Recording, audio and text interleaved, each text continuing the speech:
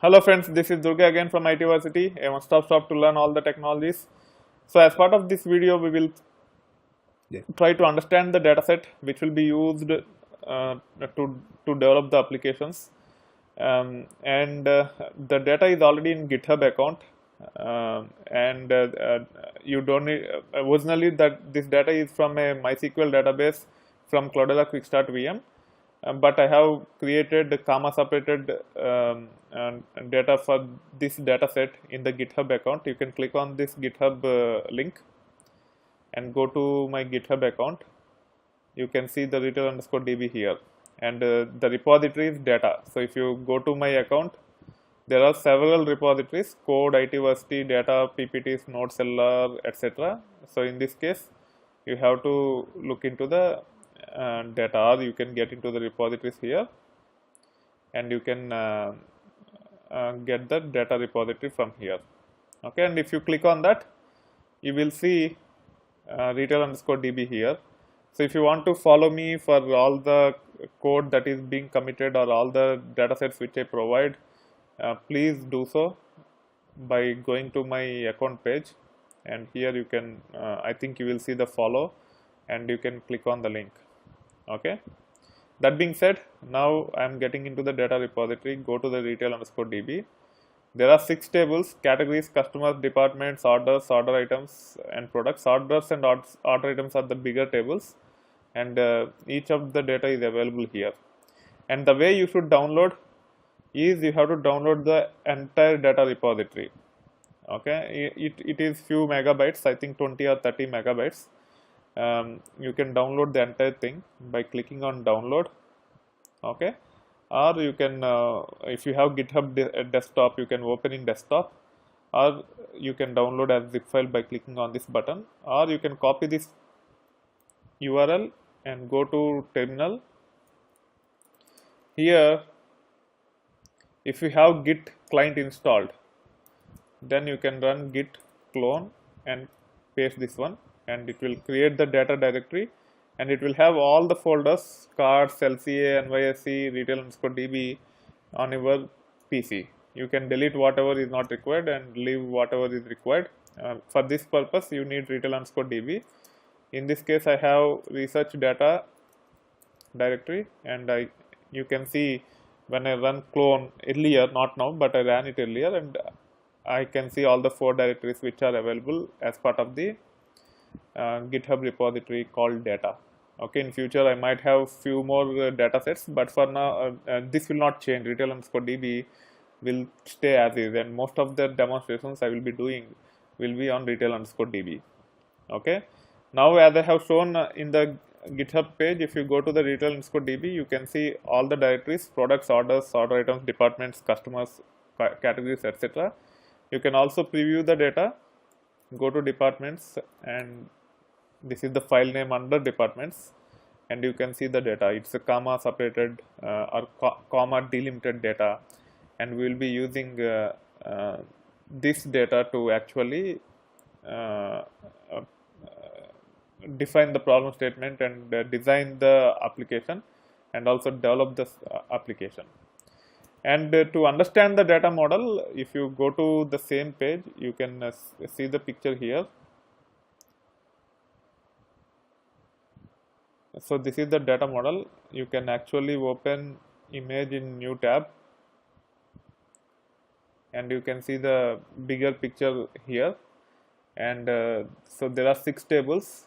Order items are the transactional tables, and then departments, categories, products, and customers are the master tables which have the master data. So for each order there should be a customer associated with it.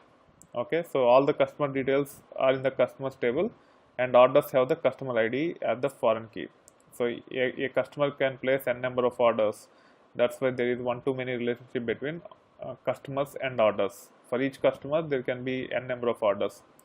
Orders is the one which will store the details at each order level. So when you go to the e-commerce platform, this data set is actually simulates a subject area within e-commerce platform or retail platform. Okay, So which means that you will be placing some orders, and each order will have order items. So when you go to a e-commerce platform and when you start placing orders, there will be multiple items which will be placed, and for each item there will be quantity. All those details of those multiple order items for each order and the quantity are there in order items.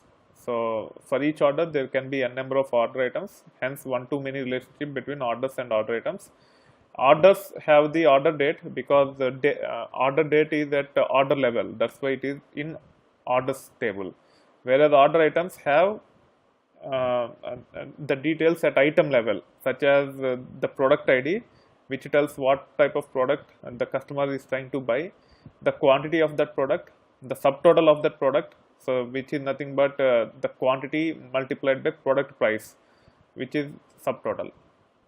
And then products is the master table. Each order item is associated with product. One product can be part of multiple order items, hence there is one-to-many relationship between products and order items.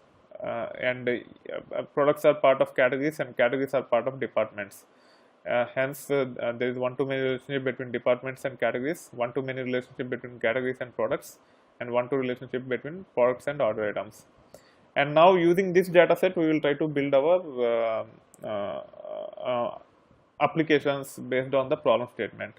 So it is very important to understand this data model. If you are from computers background, you might have RDBMS subject, you might have heard about normalization and all those things. You need to refresh all those skills to understand this one, and then start designing the application based on the problem statement, and then develop the application. Okay, so these dashed line along with some unique characters at the end of the lines are represents the one-to-one relationship. So if you are confused about why this is like this, for one-to-many, when it is one, the symbol is like this, and many, it is like this.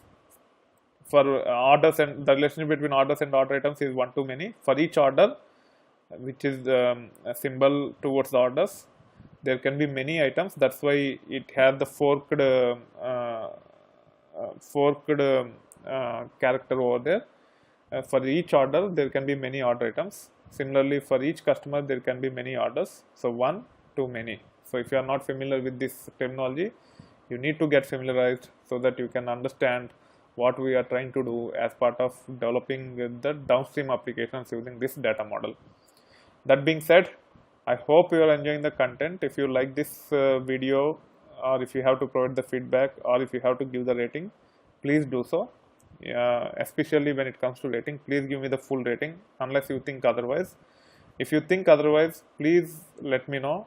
I will try to come up with a solution or justification, and based upon my response, you can decide what rating I deserve, and you can give the rating based on your satisfaction. If you think everything is fine, then please give me the full rating. It will help me to reach out to more audience quickly. That being said, thank you. Bye.